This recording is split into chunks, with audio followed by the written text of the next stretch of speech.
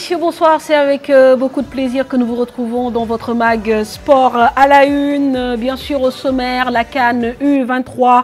Les Lionceaux échouent au pied du podium et se voient privés de Rio et de JO. Dakar continue de porter chance au Nigeria qui, après la CAN U20 en mars dernier, remporte le championnat d'Afrique des moins de 23 ans.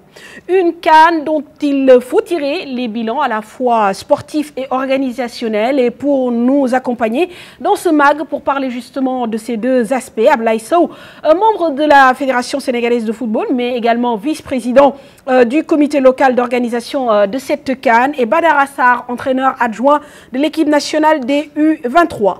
Il fait partie des visages connus du foot sénégalais. Désormais, il officie au sein de la CAF en tant que membre de la commission sportive et développement. Il a supervisé les matchs durant cette quinzaine de compétitions africaines. La reconversion de Kalilou Fadiga dans le foot et en dehors, l'ancien international sénégalais nous en parle.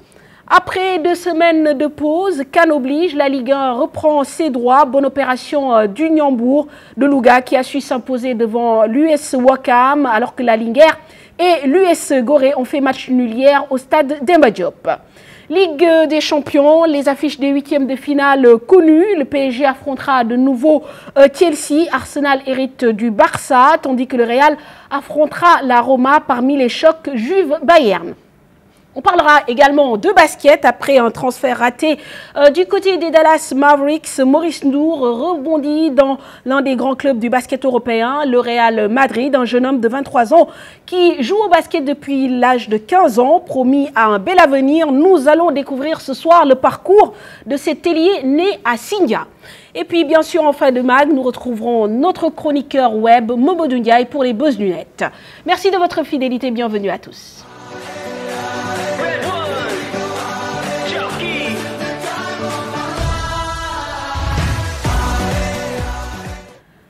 Cher Tidiane, bonsoir. Bonsoir, Mon Fatou. Bonsoir, Ablaye. Bonsoir. Bonsoir, Badara. Bonsoir, Mon Fatou. Merci de nous accompagner dans ce mag. Alors, tout de suite, on rentre dans le vif du sujet, cher Tidiane, avec les rideaux qui sont tombés donc sur la 2e édition de la CAN U23. Avec en sacre celui du Nigeria. Les Nigérians se sont imposés devant l'Algérie 2-1. 3 buts marqués en première période dans une rencontre plaisante où les deux équipes ont fait jeu égal. Les Algériens ont même raté le pénalty de l'égalisation à la 67e minute, permettant ainsi aux Nigérians de remporter leur première CAN U23. Une heure plus tôt, ce sont au tir au but que Sud-Africains et Sénégalais ont été départagés 0-0 durant le temps réglementaire, puisque le Sénégal a raté en pénalty par l'intermédiaire de Moussa Ouagé à la 73e minute. Les Lionceaux ne feront pas mieux durant la séance des tirs au but en marquant 1 sur 4, permettant ainsi aux Amaglouglou de valider leur ticket qualificatif pour les Jeux Olympiques de Rio. Les 2 derniers matchs de cette CAN U23 avec un compte-rendu signé Bijou Ndiaye.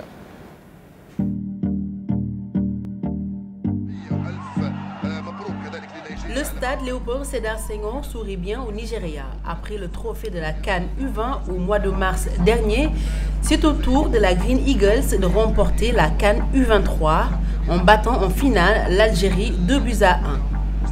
Pas de round d'observation. Dès l'entame de la rencontre, les Nigérians se procurent les premières occasions et seront récompensés à la 12e minute.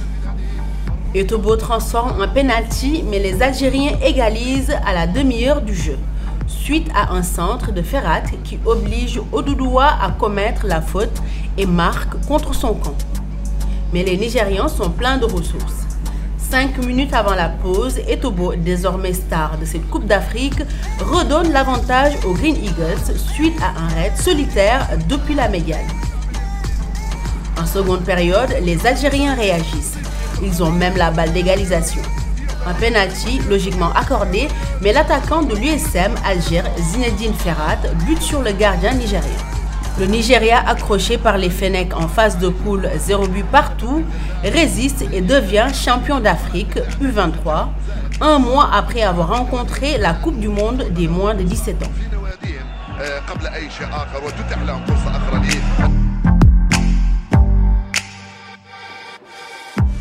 Le pays hôte termine 4e, une grosse déception pour tout le peuple sénégalais qui attendait un meilleur sort pour son équipe. Les Olympiques de l'Afrique du Sud se sont imposés 3-1 au tir au but.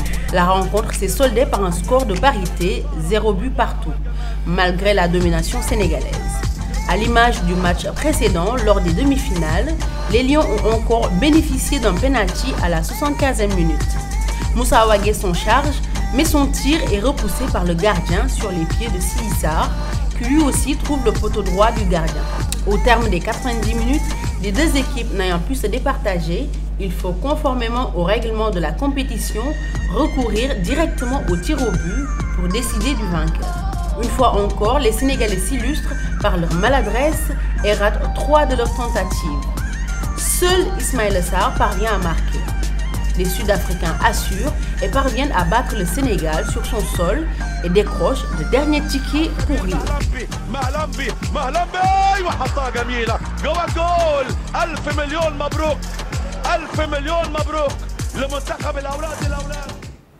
Voilà donc un compte rendu des 2 derniers matchs donc, de cette compétition. On va commencer évidemment à reprendre la réaction du coach adjoint Badara Sarr. Badara, rebonsoir. Bonsoir.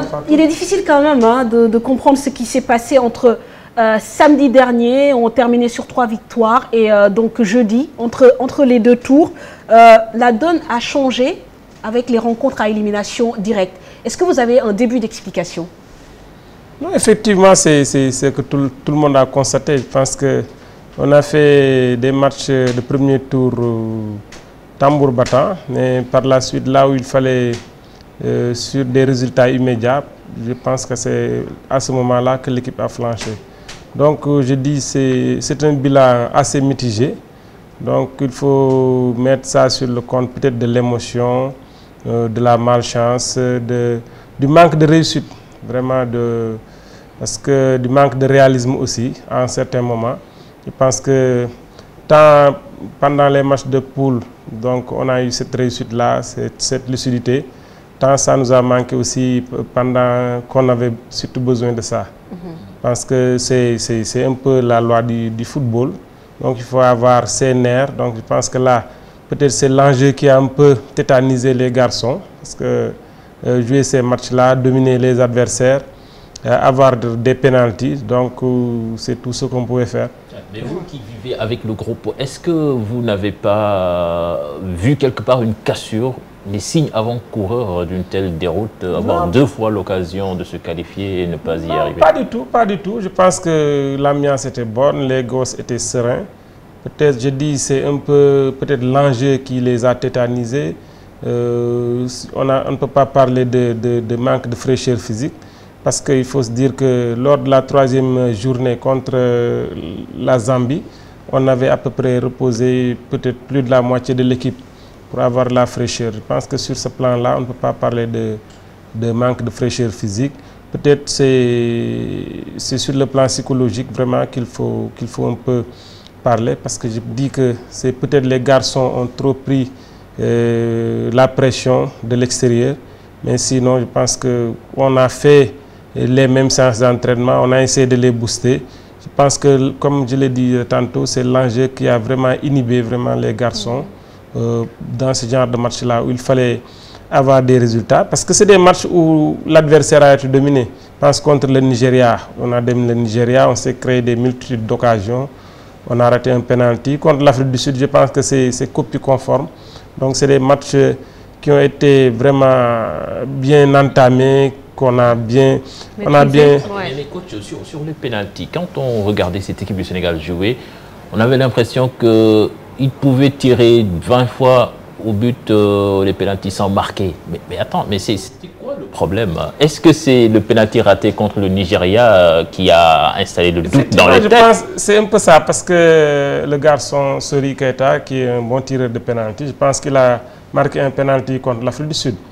Donc au moment où il a raté contre le Nigeria, maintenant le doute s'est installé, comme tu l'as dit, dans la tête des garçons. Que là, le deuxième match, si vous voyez bien, contre l'Afrique du Sud, après le penalty, vraiment personne ne voulait prendre la responsabilité. Peut-être on a désigné un bon tireur aussi, parce que Moussa Wagué aussi fait partie des meilleurs tireurs. C'est d'autant plus vrai que parce que pendant les séances d'entraînement qu'on faisait, chaque fois à la fin des séances d'entraînement, on faisait des tirs au but. Donc on a répété ces gammes-là, ils se sont corrigés pendant des séances et des séances.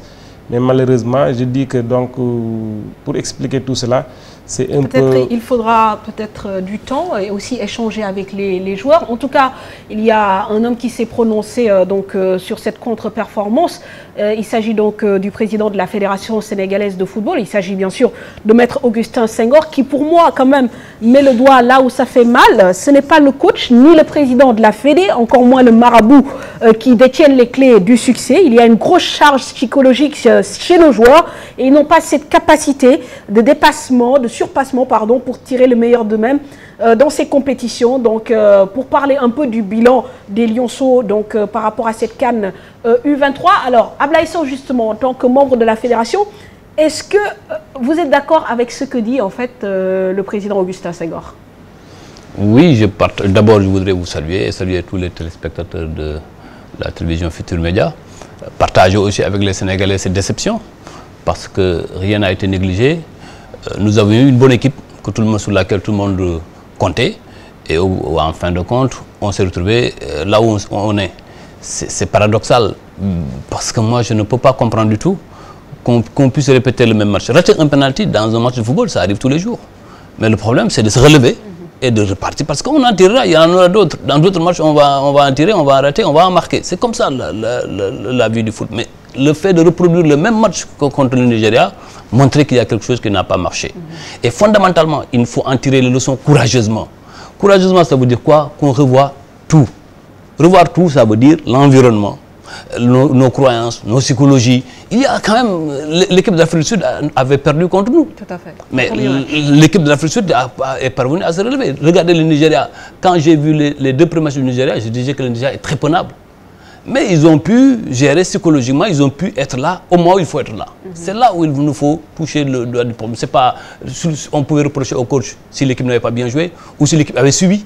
On aurait pu dire que la pression est forte parce que l'équipe a subi, mais l'équipe a bien joué. Donc on obtient un penalty. Il faut que nos joueurs soient beaucoup plus forts. Plus fort. On obtient un penalty à la 73e minute. Le match était presque plié. Là où peut-être je dirais, quand même j'ai vu Ismaël Sarr courir derrière, prendre le ballon. Et là, à mon avis, maintenant, vous savez, un match de football, on le rejoint après. Mais moi, j'aurais laissé à Ismaël le soin de se tirer de ce penalty parce qu'il est parti vers le ballon. C'est lui qui s'est battu pour avoir le penalty, il est parti vers le ballon. Et j'ai vu dans l'action, parce que moi j'étais spectateur, je regarde ça, reprendre le ballon sur lui, donner l'impression qu'il va tirer et après changer encore. Mais ça aussi. On a raté même le penalty, mais après on a raté plus facile que le penalty. Plus facile. Parce que quand, je ne sais pas c'est qui a tiré, ils étaient trois. Il y avait trois, et ça sur le poteau. Donc il y a eu de la malchance. Mais cela, comme l'a dit le président, on ne peut pas dire au coach, on ne peut rien reprocher au coach parce que l'équipe a bien joué, l'équipe s'est créé des occasions. Et on ne peut rien reprocher au président de la fédération ni au ministre parce que simplement toutes les conditions ont été réalisées pour que l'équipe soit dans de bonnes dispositions. Maintenant, il faut quand même qu'on arrête dans ces affaires de marabout aussi au Sénégal. Moi, je considère qu'il va falloir qu'on fasse notre interprétation et se dire que Dieu est avec tout le monde. Mais la différence, c'est le travail. Le travail. Il faut que nous croyions même, si à un moment le joueur pourra plus au marabout qu'à sa capacité, ça pose problème. Et fondamentalement, il nous faut, c'est vrai, prier. Parce que chacun de nous a ses croyances, chacun de nous a ses convictions. Il faut prier, mais il faut que le travail soit avant. Très bien. Et que les prières puissent accompagner. Alors Ablaye, je vais rebondir sur ça parce que certains ont remis un peu en question l'open press organisé le lundi qui a précédé, lundi dernier. Certains ont dit que oui, les médias se sont d'un coup intéressés à cette équipe U23, ce qui a redoublé la pression sur les joueurs. Est-ce que vous êtes d'accord avec ce point de vue? Oui, a posteriori, on peut le croire, mais c'est toujours a posteriori. Mais on ne l'aurait pas fait encore, on nous aurait dit que l'équipe s'est barricadée. Et que le peuple n'a pas été au cœur de cette équipe. C'est pas normal qu'une équipe attire justement la lumière quand elle fait des performances. Je le crois fondamentalement. Maintenant, il va falloir analyser tout ça lucidement. Je le crois, il faut tirer toutes les leçons. Nous avons un pays où chacun a droit à la parole. Chacun dit ce qu'il pense. C'est fondamentalement un bien. Mais il faut aller au-delà en se mettant dans les dispositions que si nous voulons gagner en Afrique et dans le monde, il va falloir qu'il y ait plus de rigueur, plus d'organisation, plus d'anticipation sur les événements. Je me le reproche parce que moi, je suis vice-président de la commission communication aussi de la Fédé. Fondamentalement, j'ai une responsabilité directe dans cette affaire, mais je crois qu'à l'avenir, nous devons analyser les choses. Mais Ablaye Sarr, si Sori avait transformé son pénalty face au Nigeria, on n'en serait pas là. Absolument. Quand même. Et c'est sûr que ce pénalty-là, on le marque, le Sénégal peut gagner le match par 2 à 3 buts d'écart, parce que le Sénégal était largement supérieur. Bon, je pense que donc c'est superflu de dire que l'Open Press a influé sur les performances. Vous savez, cher, la question fondamentale, c'est qu'on ne peut pas empêcher aux gens a posteriori d'analyser et de trouver des raisons. Mais l'essentiel est qu'avec vous, avec la presse et avec nous, nous devons avoir un débat beaucoup plus profond sur la préparation et la tenue de nos matchs. Il ne faut pas qu'on attende 2 à 3 jours pour qu'on improvise les choses. Et c'est ça, là où mon problème en tant que principal responsable de la communication au sein de la fédération, c'est que Open Press a donné l'impression d'être improvisé. C'est ça le mal. Apparemment, nos joueurs n'y étaient pas préparés. Ça aussi, il faut en tirer les leçons et puis avancer. Il ne faut pas aussi se voiler la face. Il y a eu des choses qui n'ont pas marché. Tout à fait. Mais Ablaye, justement, la communication aujourd'hui, on en parle, c'est un point focal autour d'une équipe, autour de toutes les grandes équipes nationales. Aujourd'hui, effectivement, pourquoi ne pas anticiper sur ce genre d'événements et peut-être le link à mettre en place entre les médias et l'équipe nationale? Oui, ce que j'ai dit, vous m'avez donné raison en partie. Il va falloir d'abord créer un cadre. Nous l'avons fait avec la NPS, mais il faut aller plus loin.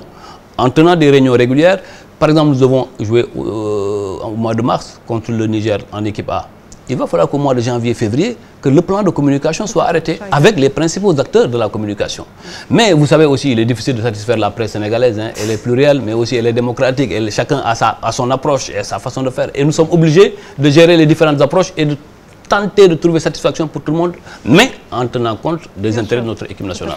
Alors, on reste quand même dans le bilan sportif de cette CAN pour les Lionceaux. Forcément négatif à l'issue donc de ces 2 semaines de compétition, cher. Négatif pour le Sénégal, puisque l'objectif assigné n'est pas atteint. Les Lionceaux n'iront pas à Rio pour avoir présenté 2 visages complètement différents entre la phase de poule et les matchs à élimination directe. Intraitable au premier tour, méconnaissable au second, plus que sur le plan du jeu et du résultat. Les Lionceaux ont-ils failli mentalement? Les interrogations fusent du côté des observateurs qui tirent les enseignements de cette campagne. C'est un sujet signé Mamadou Ndiaye et Khadim Sissé. La montagne a accouché d'une souris. C'est la tristesse et la désillusion au stade Léopold Sédar Senghor samedi dernier. Une déception. C'est une très grande déception pour le football sénégalais. C'est une déception pour tout le monde, quoi qu'on dise. Les Lions U23 n'ont pas réussi à décrocher le dernier ticket qualificatif pour les Jeux Olympiques. L'équipe du Sénégal a servi au public le même match que celui de la demi-finale contre le Nigeria. Les hommes de Serigne Saliou Dia se sont encore montrés très maladroits devant les buts.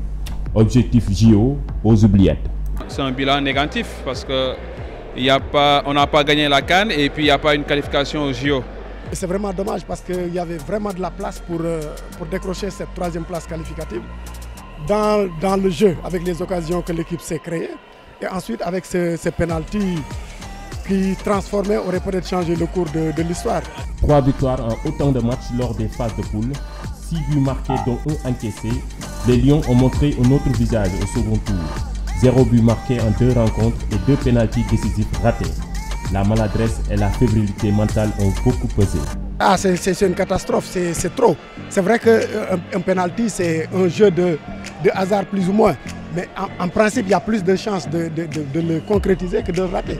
Même le banc sud-africain, dès la fin du match, ils ont commencé à jubiler parce qu'ils savaient que les Sénégalais n'étaient pas mentalement prêts pour cette loterie. On doit tous se poser des questions et continuer à travailler et puis bon, maintenant faire le bilan. Et ça, je pense que le bilan doit se faire par la Fédération sénégalaise de football. L'accent ne doit-il être mis sur la préparation psychologique des joueurs dès la formation de base? On doit toujours renforcer la capacité des joueurs. Il faut toujours se remettre en question. Même si on gagnait cette Coupe d'Afrique, il faut toujours se remettre en question. Maintenant, comme j'ai dit tout à l'heure, il faudra revenir en arrière, il faudra voir les conséquences de cette déception. C'est ça qu'il faut voir et que maintenant, je pense qu'il faut voir aussi l'encadrement technique, comment la CAN a été préparée. Depuis longtemps, le Sénégal aussi n'arrivait pas à ce stade-là. On a organisé, on est en demi-finale. Les U20, ils sont partis aussi à la Coupe du Monde. À la Nouvelle-Zélande, ils sont arrivés en demi-finale. Donc le travail qu'on est, il faut magnifier aussi le travail de la petite catégorie. Il ne faut pas dire que c'est pas bon, non, parce qu'on n'est pas qualifié. Mais il faut voir le football aussi qu'on a produit, le football que les gosses ont produit, les joueurs ont produit. Une défaite qui vient boucler une année 2015 faite de haut et bas pour le football sénégalais. L'équipe nationale A éliminée au premier tour de la CAN 2015. L'équipe locale éliminée par la Guinée du prochain CHAN Rwanda 2016. Les U20 dirigés par Joseph Koto ont été les plus performants avec une médaille d'argent à la CAN U20, une 4e place de la Coupe du Monde organisée en Nouvelle-Zélande. Les U23 qui ont remporté la médaille d'or aux Jeux africains de Brazza cristallisaient tous les espoirs en cette fin d'année. Mais samedi, l'Afrique du Sud a douché les dernières ardeurs des Lionceaux. Voilà, donc Ablaye, une année quand même qui se termine par 2 contre-performances pour le Sénégal, l'équipe nationale locale qui ne va pas au CHAN, et puis bon, nous I23 qui rate donc le train pour Rio. 2 coups durs pour la Fédération sénégalaise de football. Oui, mais je crois que nous devons, ces 2 déceptions, nous y avons mis les moyens pour arriver à une qualification tant pour le CHAN que pour la Coupe d'Afrique, mais pour les Jeux Olympiques. Mais il va falloir aussi ne pas se limiter à une analyse ponctuelle de la question. Il faut faire une analyse globale en se disant, regardez par exemple les 4 équipes qui nous ont représentés aux Jeux Olympiques de Sydney en 2012, aucune de ces équipes ne s'est qualifiée. Aucune. Seul le Sénégal était d'ailleurs dans le quator. Toutes les équipes qui ont joué les demi-finales au Maroc en 2011 n'ont pas été là. Donc, au moins, il y a quand même un effort, il y a quand même des pas qui ont été faits. Il y a quelques années, le Sénégal ne s'engageait même pas dans ces compétitions, dans les compétitions de petite catégorie. Nous marquons une certaine régularité. Mais vous savez, le succès, c'est au bout de l'effort. Le succès est dans la constance dans le travail. Fondamentalement, dans cette démarche, il y aura des hauts et des bas. C'est dans ces moments de difficulté, dans ces moments où il y a des déceptions, qu'il va falloir se régénérer et se rebattre et se dire que ce qui se passe ailleurs peut bien se passer chez nous. Si nous en avons la capacité organisationnelle. On a l'impression que c'est toujours la même chanson. À chaque fois que cette équipe du Sénégal est confrontée à un adversaire difficile ou bien à un match à enjeu, presque on est pratiquement sûr qu'on ne va pas y arriver. Non, je ne partage pas votre avis. Je ne suis pas d'accord que à chaque fois c'est la même chanson. Non, j'ai dit que pour les U23, nous étions aux Jeux Olympiques en 2012. Ça, c'est la vérité. En 2015, nous sommes là en demi-finale. Il n'y a pas que l'équipe U23, on parle du football sénégalais en général. Cas après cas. Parce que là, le travail, on ne peut pas tout de suite faire le bébé et le montrer devant tout le monde. Il y a un travail qui est en train de se faire en petite catégorie et qui est réel, que tout le monde reconnaît. En U20, il y a eu un processus qui a été fait, nous avons été en finale, même si, contrairement au U23, au début, c'était dans la difficulté. Aujourd'hui, en U23, nous avons très bien démarré.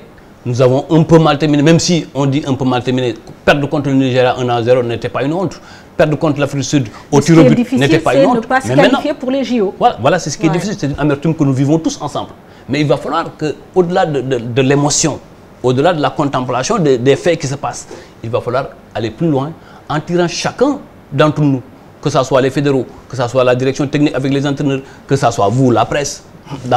On semble vous culpabiliser dans l'open presse que tous les Sénégalais qu'on se remette en cause. Ah non, on se remette en cause et qu'on continue le travail en se disant que dans chaque domaine de la vie, il n'y a que le travail qui puisse payer. Alors Badara, justement, dans la continuité, ça va être difficile parce que l'objectif, c'était donc ces JO, c'était dans quelques mois, à peine une année. Maintenant, il faut se remobiliser, retravailler pratiquement pour cette génération, à moins qu'elle n'aille en équipe A, c'est fini. Les U23, ce n'est plus l'actualité. Effectivement, je pense que c'est une sélection qui est appelée à se renouveler. C'est comme les U20, donc on ne peut pas être U20 pendant 2 ans, 3 ans, ou bien être U23 pendant des années. Donc c'est une sélection qui existe, mais les joueurs sont appelés à se renouveler. Moi, je dirais plutôt que c'est un bilan qui est mitigé, parce qu'on ne peut pas d'emblée dire que c'est un bilan négatif. Parce que là, il faut voir le contenu. Parce que le Sénégal a terminé avec 6 buts marqués, 2 buts encaissés, donc la meilleure défense du tournoi. Les 2 buts, c'est sur penalty. Oui, les 2 buts qu'on prend, c'est sur penalty. Donc, si vous voyez ensuite le respect qu'inspire le Sénégal actuellement vis-à-vis des grands d'Afrique, parce que le Nigeria, ce n'est pas une petite équipe. Donc le Nigeria. Le coach, sur ce match-là, le Nigeria était une équipe prenable. Et c'est là où le bas blesse avec le Sénégal. C'est-à-dire que, oui, les lauriers du coach sud-africain, lui, il va à Rio. Nous, on va rester ici. Non, c'est un bilan qu'on est en train de tirer. Oui, parce que moi, je parle du contenu. Oui. De ce que l'équipe a produit durant cette campagne. Bien sûr. Parce que déjà, même si l'entraîneur du Nigeria tire des lauriers ou bien l'entraîneur sud-africain alors qu'on n'avait pas bien joué, moi je dirais que c'est négatif. Mais là, on voit que c'est des matchs, parce que ce sont ces deux matchs-là qui nous ont privés de JO. Mais coach, on dit que c'est négatif parce que cette équipe-là va s'arrêter maintenant. Parce que si on était, ne va pas s'arrêter. Si on était qualifié, l'histoire des U20 allait continuer, mais maintenant on ne va plus parler des U23. Mais là, on ne va plus parler de cette équipe de U23. Peut-être à des joueurs qui vont intégrer l'équipe A. Mais c'est ça. Donc je pense qu'au niveau de la fédération, il y a une politique qui est telle que on essaie, tant que faire se peut, que les U20 puissent intégrer l'équipe des U23 et que par la suite, ces U23 puissent intégrer l'équipe nationale A. Parce que, comme on dit, la finalité pour nos jours, c'est d'intégrer peut-être l'équipe nationale A. Tout le monde n'aura pas l'occasion d'y être, mais c'est ça. Donc, toutes les équipes, toutes ces sélections-là travaillent pour donner à ces jeunes-là la formation nécessaire pour se retrouver un jour ou l'autre en équipe A. Je pense que ce sont des garçons qui ont eu à vivre certaines expériences avec les Jeux africains, le tournoi de l'IFOA et cette CAN U23. Ces expériences-là vont leur servir dans leur carrière et puis surtout en équipe nationale A. Je pense que c'est pas... Pour vous, il va falloir recommencer à détecter des joueurs et à travailler sur le long terme. Non, mais c'est un processus continu. Au niveau de la direction technique, presque tous les joueurs susceptibles de jouer dans toutes les catégories déjà sont fichés. Donc on a des fiches pour tous ces joueurs-là, que ce soit les joueurs qui jouent sur le plan local ou bien les expatriés. Donc tous ces joueurs-là sont suivis. Maintenant, on sait que d'ici 1 an, 2 ans, certains ne pourront plus jouer en U23. Peut-être ils vont se battre pour intégrer l'équipe A. Ouais. Donc d'autres vont venir des U20 pour intégrer l'équipe. D'autres vont partir des U17 pour intégrer l'équipe des U20. Donc c'est une continuité. C'est une continuité. Voilà. Alors, on va demander justement au président, au vice-président de la Fédération sénégalaise de football, par rapport quand même au pari de l'organisation, le Sénégal qui accueille 2 compétitions africaines en un an, en une année, en 2015. Est-ce que vous avez réussi le pari de l'organisation? Oui, je le crois, d'autant plus que la CAF, qui a fait confiance au Sénégal, qui n'a même pas fait confiance, qui a demandé au Sénégal de l'organiser. Parce que j'ai entendu le président Daouda Faye dire que organiser deux tournois de cette dimension, ce n'était pas censé. Or, la deuxième, c'était une demande de l'Afrique au Sénégal.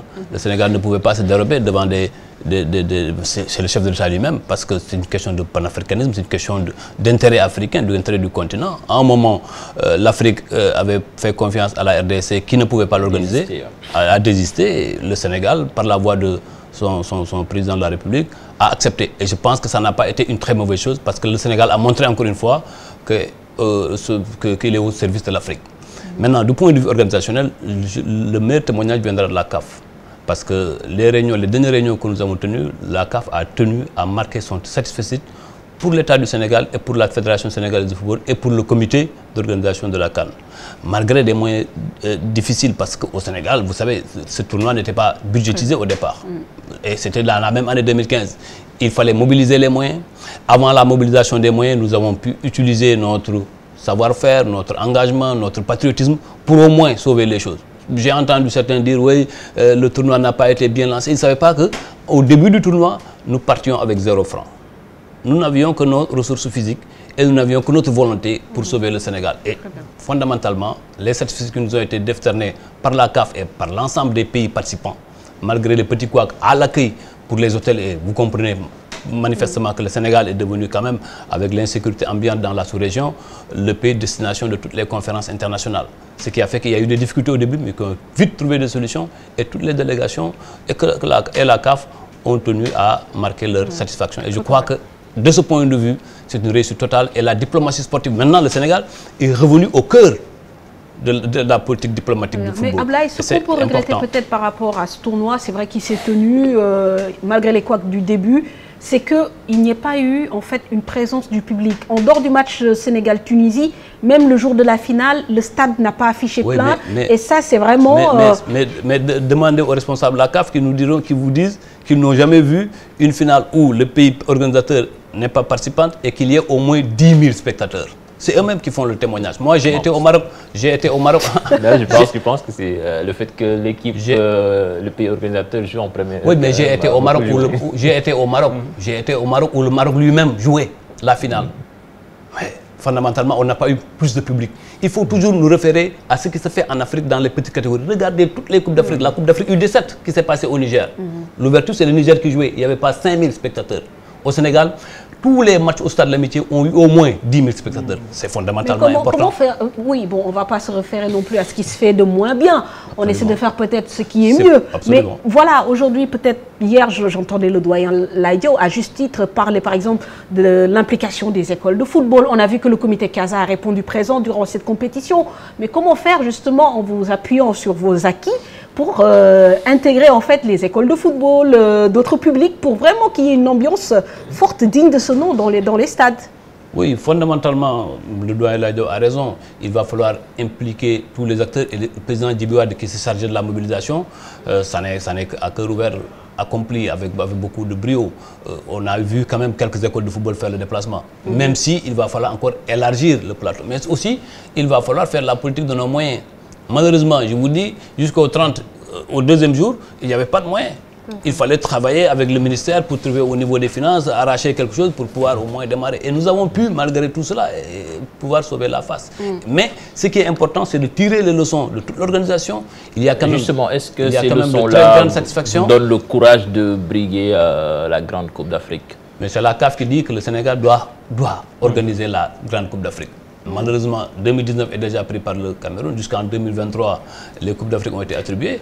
Et puis il nous faut des stades. Il nous faut des stades, il nous faut des infrastructures mieux gérées. Même le stade de l'Amitié, vous avez vu, ça nous a posé de grandes difficultés pour le remettre aux normes et pour répondre aux normes internationales. Et ça, fondamentalement, notre pays doit y travailler. Ouais, c'est un obstacle. Alors, durant cette CAN, justement, parlant de la CAF, nous l'avons aperçu quotidiennement dans la loge officielle, en train de prendre des notes. Lui, c'est Kalilou Fadiga, devenu membre de la commission sportive et développement de la CAF, une reconversion dans le foot, oui, mais l'ancien international sénégalais a plusieurs cordes à son arc depuis qu'il a arrêté sa carrière. L'ancien gaucher magique, comme on le surnomme, mène de front plusieurs activités. Du temps, il en manque, mais l'homme est épanoui. Nous nous sommes entretenus avec lui, histoire de prendre de ses nouvelles. Regardez.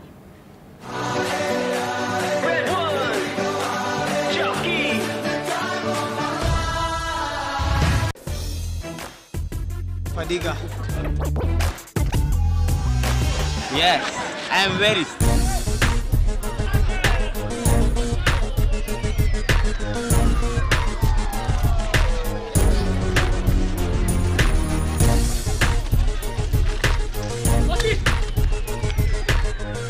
C'est jamais simple, c'est jamais facile justement de laisser quelque chose que vous avez fait pendant presque toute votre vie.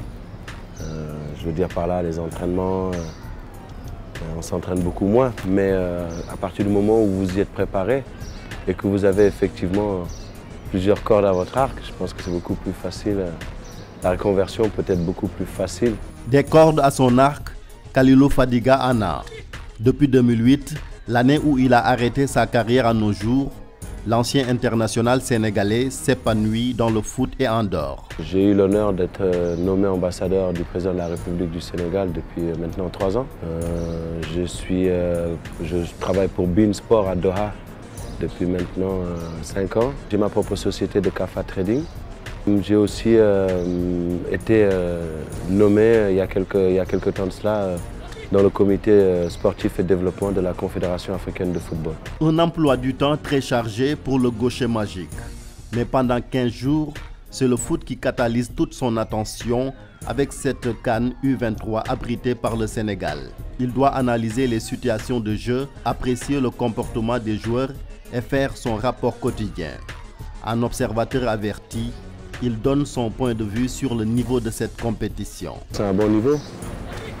N'oublions pas que la plupart des joueurs qui composent quand même ce tournoi sont encore des joueurs qui jouent, ce sont des joueurs locaux. Je trouve que le niveau Le niveau n'est pas mal. Le frémissement connu par le foot sénégalais avec la participation des équipes U20 et U23 aux compétitions africaines et même mondiales est salué par l'ancien joueur. À l'époque, lui et ses coéquipiers auraient bien voulu avoir de telles opportunités. C'est dommage qu'à l'époque, qu'il n'y avait pas justement toutes ces catégories-là qui puissent nous permettre, nous aussi, de pouvoir représenter fièrement et dignement notre pays.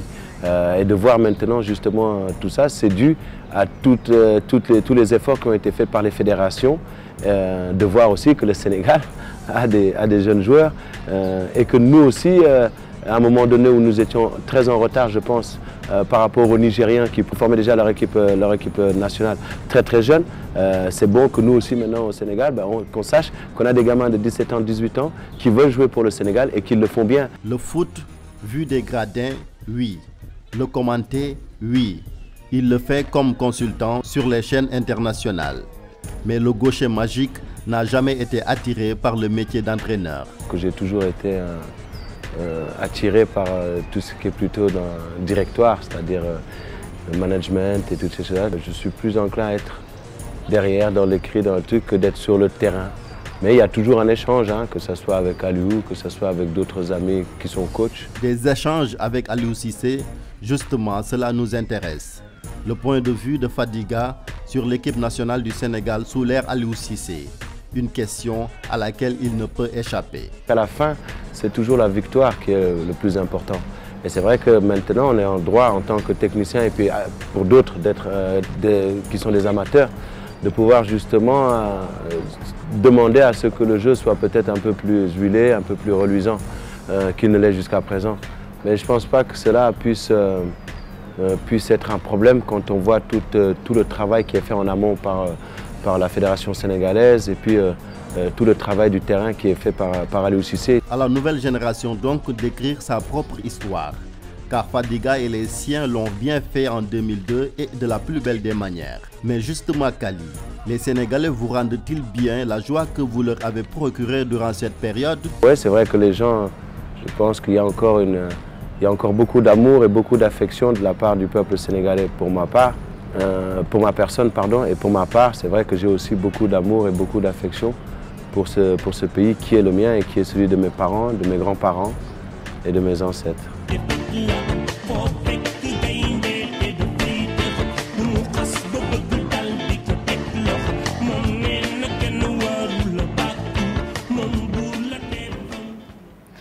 Voilà, le jeu, les petites catégories. Donc Fadiga aurait aimé avoir la chance de jouer justement dans cette petite catégorie. C'est une politique dans tous les cas à poursuivre. Maintenant, les échéances aussi déterminent un peu le contenu à mettre dans ces différentes équipes. Absolument, je crois que c'est là une des options de la Fédération sénégalaise de football d'être désormais régulière dans toutes les compétitions africaines. Dès le mois de juin prochain, en U17, on va reprendre. Au mois d'avril, ce sera les U20. 3 mois avant, donc tous ces gens doivent être préparés. Et je crois que l'élément que vous avez fait sur Fadiga est très révélateur de la volonté de c'est quand même sa nomination dans la commission de sportive et développement technique de la CAF relève d'une proposition du président de la Fédération sénégalaise de football acceptée par le comité exécutif de la Fédération.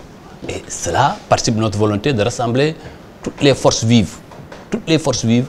Et c'est dans ça que vous avez vu que nous avons eu quelques échanges avec El Hadji Diouf. Il y a quelques années, ça n'allait pas trop.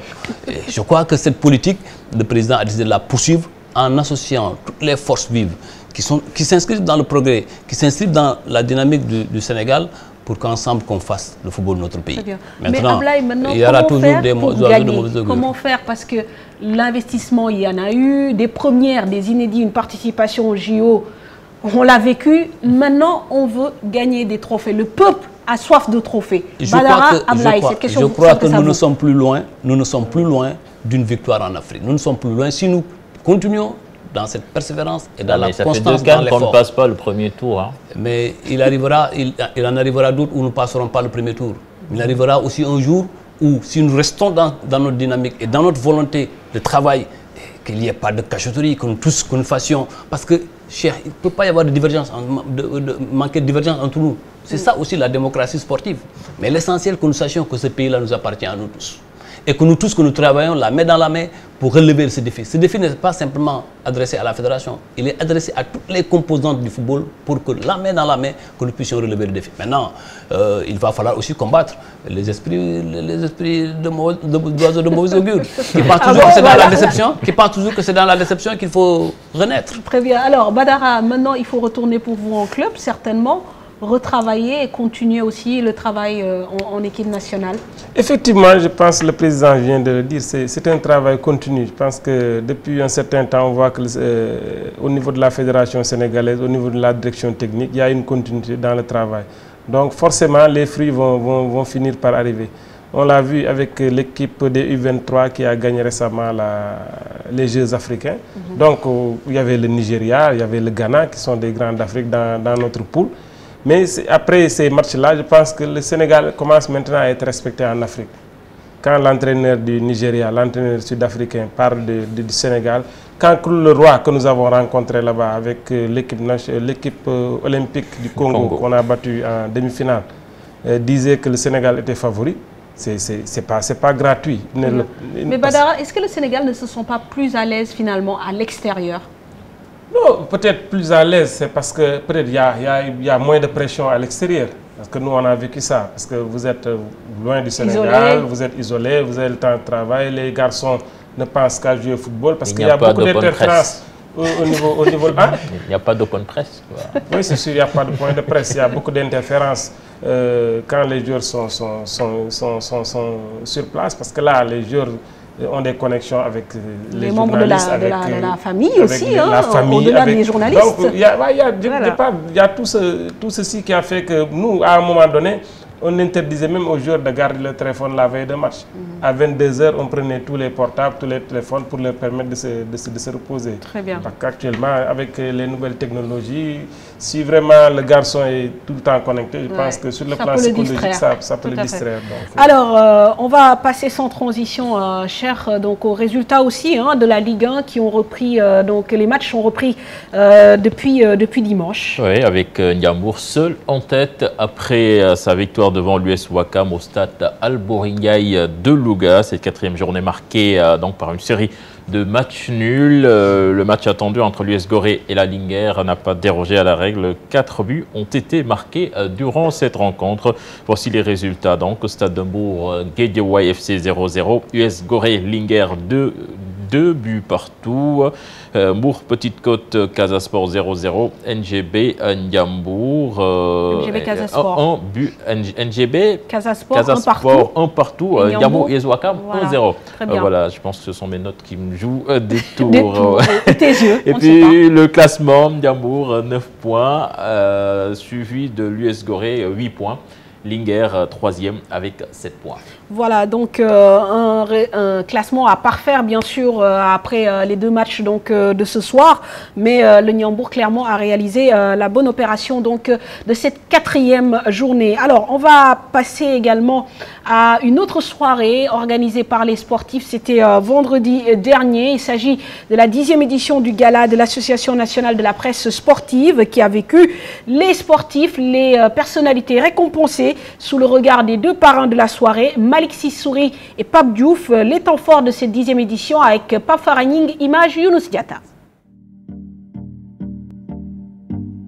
Ancienne gloire de toute discipline sportive, dirigeants et lauréats, l'ANPS a réussi à réunir tous les champions pour fêter les meilleurs. Une grande satisfaction pour les férus du sport.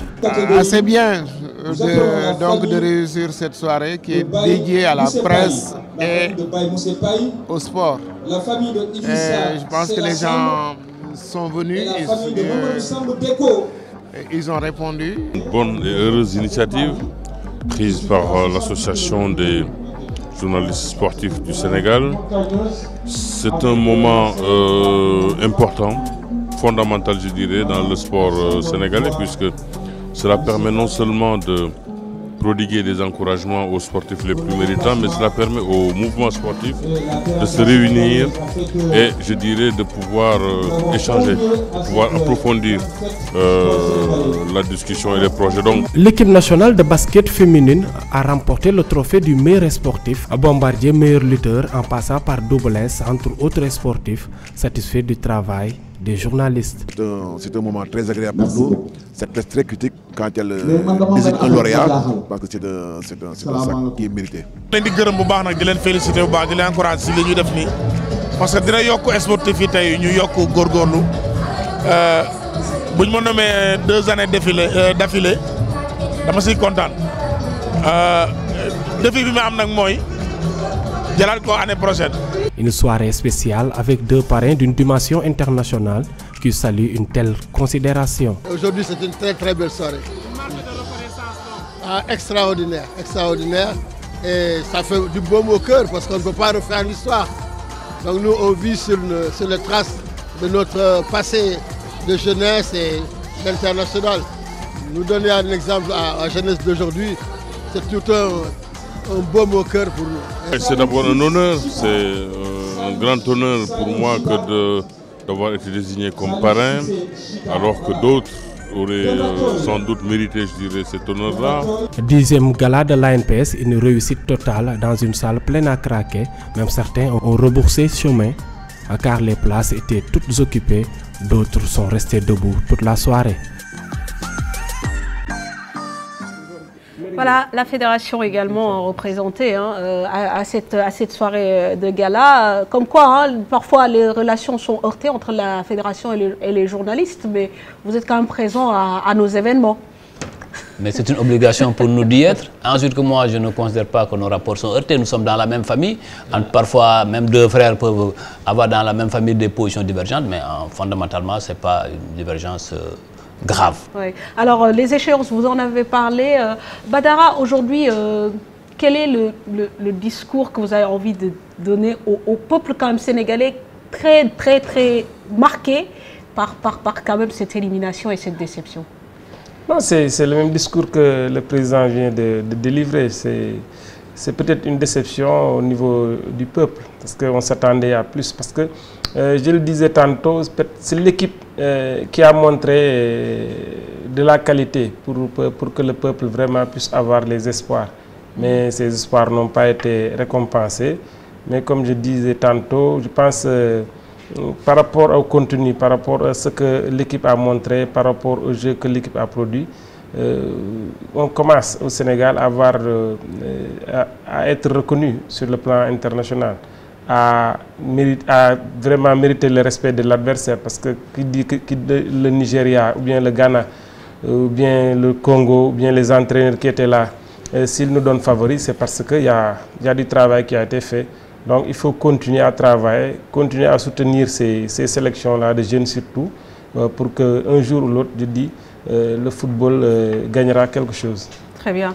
Merci Badarassa, merci Ablaye de nous avoir accompagnés dans cette première partie de Sport à la Une. Pour vous raccompagner, je vous propose donc de découvrir, je ne sais pas si vous aimez le basket. Oui.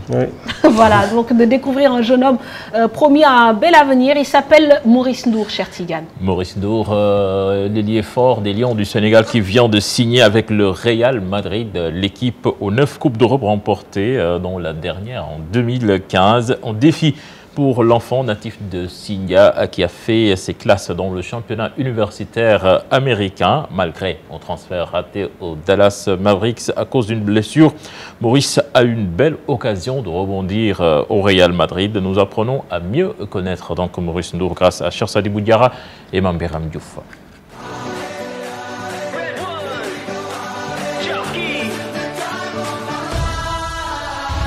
En rejoignant le Real Madrid, il n'a pas encore atteint son rêve, intégrer une franchise NBA, le championnat nord-américain, mais il va découvrir le très haut niveau européen. Lui, c'est Maurice Ndour, basketteur sénégalais de 23 ans.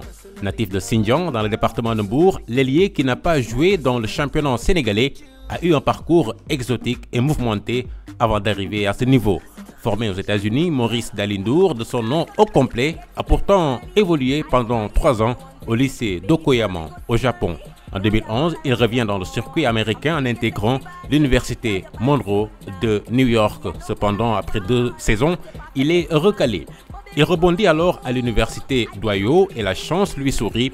L'homme au dreadlock surnommé Natural Boy devient le meilleur joueur de son équipe avec 16 points, 5 rebonds, 2 passes de moyenne par match lors de la saison 2014-2015. Maurice est dans le deuxième 5 de la ligue universitaire et c'est pour la 2e fois consécutive. Entre-temps, l'ailier de 2,6 m est devenu international sénégalais en disputant la Coupe du Monde 2014 avec les Lions. Véloce, rebondeur, agressif et doté d'un bon tir, Ndour est la révélation du tournoi côté sénégalais. Présent dans tous les secteurs du jeu quand l'occasion lui est donnée d'être sur le parquet, le Rastaman a fait bonne figure dans la meilleure performance du Sénégal en Coupe du Monde Basketball, les 8e de finale. Désormais joueur confirmé et réputé, il participe à la draft NBA 2015. C'est sans succès, mais Maurice Ndour ne baisse pas les bras pour intégrer cette grande ligue. Il décide de faire l'impasse sur les championnats d'Afrique 2015 pour disputer la Ligue d'été avec les New York Knicks. Ses prestations, dont une à 23 points, convainquent les Mavericks de Dallas de le signer. Malheureusement, une blessure au pied gauche brise son rêve. Dallas libère Maurice Ndour qui trouve un point de chute en Espagne avec le Real Madrid pour 1 an. Un club de grand standing qui peut lui permettre d'assouvir ses ambitions. En difficulté en ce début de saison, l'équipe madrilène espère avec l'arrivée du polyvalent sénégalais retrouver le jeu qui a fait d'elle la championne d'Europe en titre. De son côté, Maurice Ndour ne cracherait pas sur la réussite qu'a eu Boniface Ndong avec Real Barcelone, champion d'Europe 2011. C'est tout le mal que nous lui souhaitons. Voilà, Maurice Ndour, 23 ans, qu'on attend bien sûr sur les parquets européens pour briller avec le Real. Et puis, il fallait bien que la série s'arrête et c'est arrivé dans la nuit du samedi au dimanche. Après 24 victoires d'affilée en saison régulière, les Warriors de Golden State ont subi leur première défaite en saison donc régulière, je le disais, devant Milwaukee. Ça ne va pas fort pour les Minnesota Timberwolves de Gorgui Sy Dieng. Ils ont subi cette nuit leur 15e défaite depuis l'entame de la saison. On fait le point avec Chersadi Boudiara et Fatih Dieng.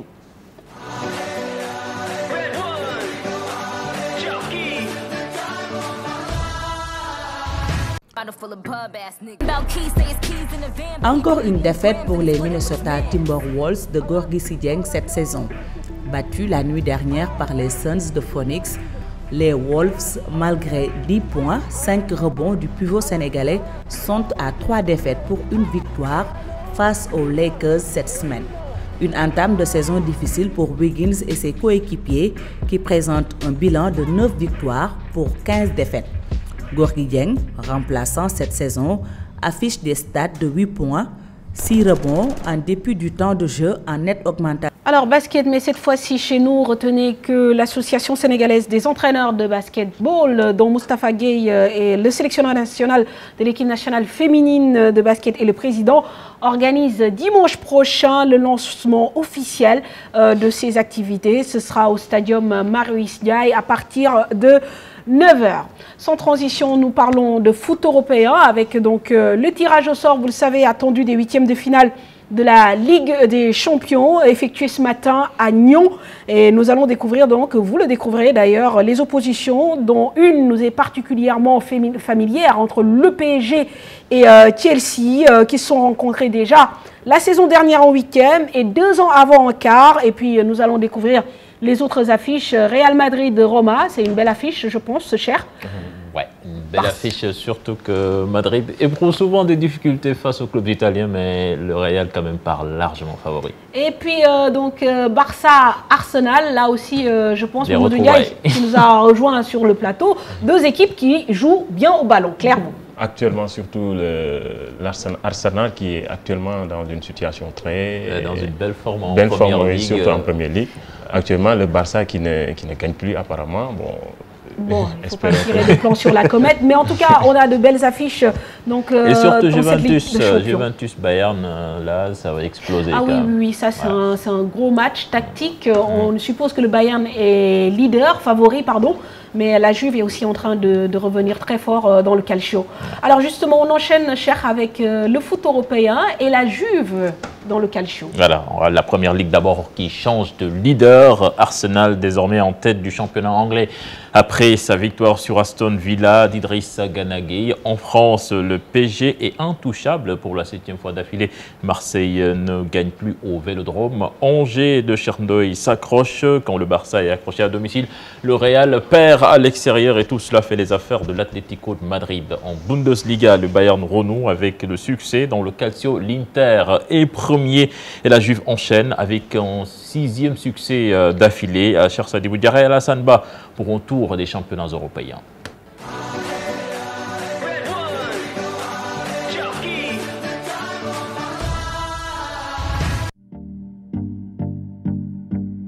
Paris Saint-Germain, trop fort pour la Ligue 1. Lyon, sa dernière victime, lors de la 18e journée, ne nous démentira pas. Il a reçu une sévère correction, 5-1 sur des buts d'Ibrahimovic, Aurier, Cavani et de Lucas contre un cocasse de Ferry. Son dauphin au classement, Angers, est relégué à 17 points après son nul face à Bordeaux, un but partout. La 3e place a un nouvel occupant, Monaco, vainqueur de Saint-Etienne, 1-0 sur un penalty de Fabinho. La malédiction du Vélodrome en championnat continue pour Marseille. Depuis septembre, les Olympiens n'y arrivent pas, se contentant encore d'un nul, 1 but partout face au Gazélec d'Ajaccio. Batshuayi a répondu à Zoua.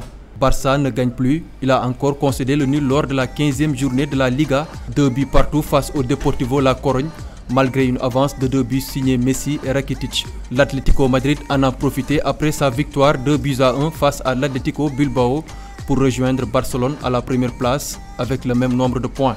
Son rival, le Real Madrid, a lui raté le coche en se laissant dominer une nouvelle fois, cette fois par le Villarreal de Soldado, 1-0. L'Inter de Milan a réussi son coup lors de la 6e journée de Serie A. Premier grand à jouer, il a battu Udinese 4-0 avec un doublé d'Icardi pour reléguer la Fiorentina dominée par la Juventus de Dybala 3-1 à 5 points. De même que Naples tenu en échec par l'AS Roma 0 but partout. Pas de changement également en Bundesliga à l'issue de la 6e journée. Le leader Bayern Munich a remporté le derby face au promu Ingolstadt 2-0 sur un doublé de Lewandowski. Alors que son poursuivant direct, Borussia Dortmund, a cartonné Francfort 5-1 avec une réalisation d'Aubameyang. Le seul chamboulement en tête d'un championnat européen est venu de la Premier League en attendant la fin de la 16e journée. Arsenal, facile vainqueur d'Aston Villa 2-0 est le nouveau leader. Il est suivi par Manchester City qui a pris le meilleur sur Swansea 2-1. Tout le contraire de Manchester United qui a vécu une semaine difficile. Éliminés en Ligue des Champions, les Red Devils ont courbé l'échine devant le promu Bournemouth 2-1 qui après Chelsea s'offre un deuxième grand en une semaine.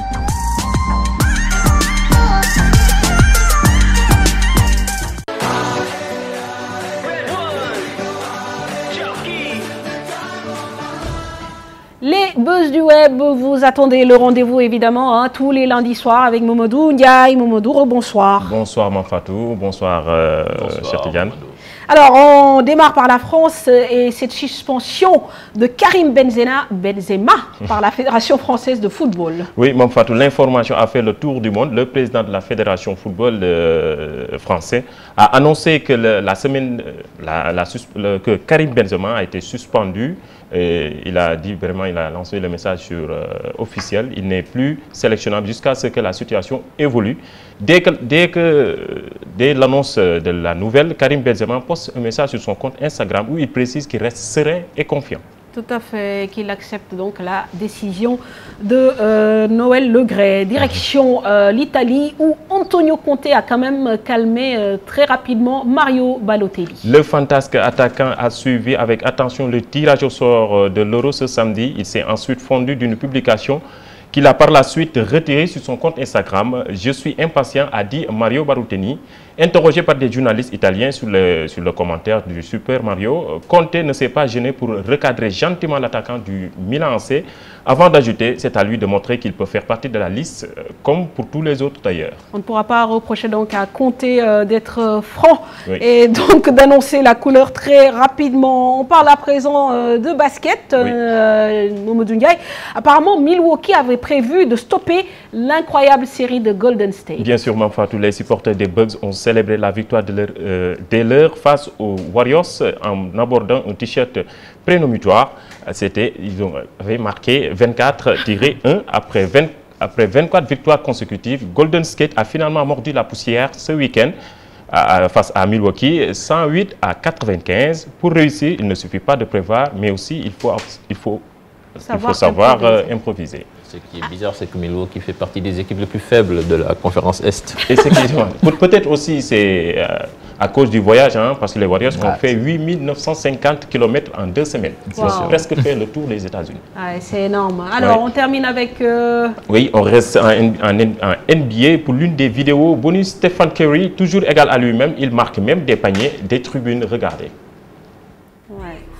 Curry très adroit depuis les tribunes, vous l'avez dit Mamadou Ndiaye, et par contre celui qui va suivre n'est pas vraiment inspiré. Oui, moins adroit et mal inspiré. Le monsieur que vous allez regarder dans quelques instants va vous choquer. Moi je me demande vraiment comment fait-il pour rater cette occasion. Regardez.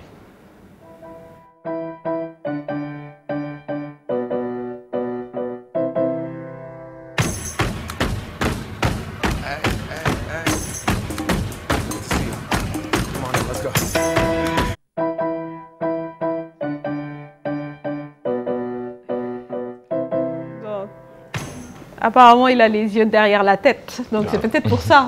C'est une vidéo truquée, parce que le geste qu'il fait pour éliminer le gardien est beaucoup plus difficile que... En tout cas, voilà, je pense que c'est tout pour ce soir. Oui, c'était tout. On se donne rendez-vous lundi prochain, Inch'Allah. Inch'Allah, merci Mamadou Ndiaye, merci Chartigan.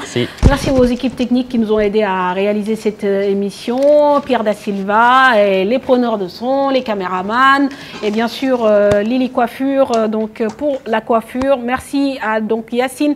Et un coucou à Mado de Yeoulen. Excellente soirée.